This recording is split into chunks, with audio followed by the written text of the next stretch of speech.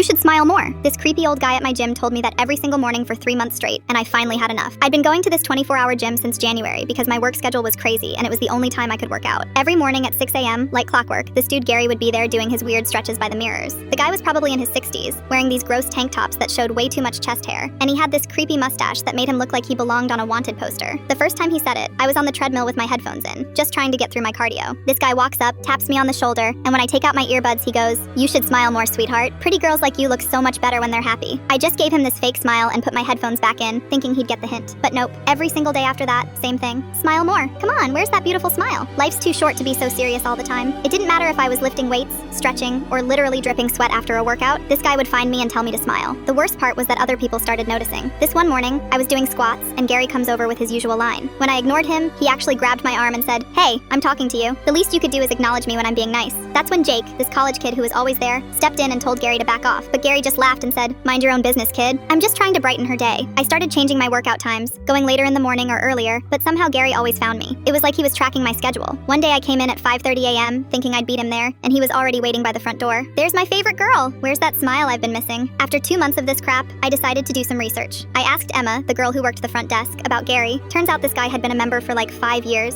and multiple women had complained about him. But the gym manager was this old boys club type who kept saying Gary was harmless and just being friendly. Emma told me 3 women had actually canceled their memberships because of him. That's when I found out Gary worked as a security guard at the mall downtown. Perfect. I started my plan on a Tuesday. I drove to the mall during his shift and watched him for a few hours. This guy spent half his time hitting on teenage girls working in the food court and following women around to make sure they were safe. It was disgusting. But here's where it gets good. I noticed Gary had this habit of leaving his security station to flirt with the Victoria's Secret employees. He'd just abandon his post for like 20 minutes at a time. So I started documenting everything. I took videos of him harassing the girls at Hot Dog on a Stick, photos of him leaving his station unattended, and I even recorded him telling this mom with a stroller that she'd be prettier if she smiled. Then I made friends with Brianna, who worked at the pretzel place. She was 17 and told me Gary made her so uncomfortable that she'd hide in the back whenever she saw him coming. She said he'd ask her about school, her boyfriend, and whether she lived alone. Classic predator behavior. I spent 3 weeks building my case. Photos, videos, timestamps, witness statements from the food court employees. Then I called Gary's supervisor and sent everything over. But I didn't stop there. I also sent it to Mall Corporate, posted it on the mall's Facebook page, and sent it to a local news station that does those consumer watch segments. Gary got fired within 24 hours. But the best part happened the next morning at the gym. I walked in for my usual workout, and there was Gary doing his stretches like nothing had happened. He sees me and walks over with that gross smile. "There's my girl." You know what I'm going to say. I just smiled at him. Like the biggest, brightest smile I could manage. "Actually, Gary, I heard you got fired yesterday. That must really suck." But hey, I leaned in close.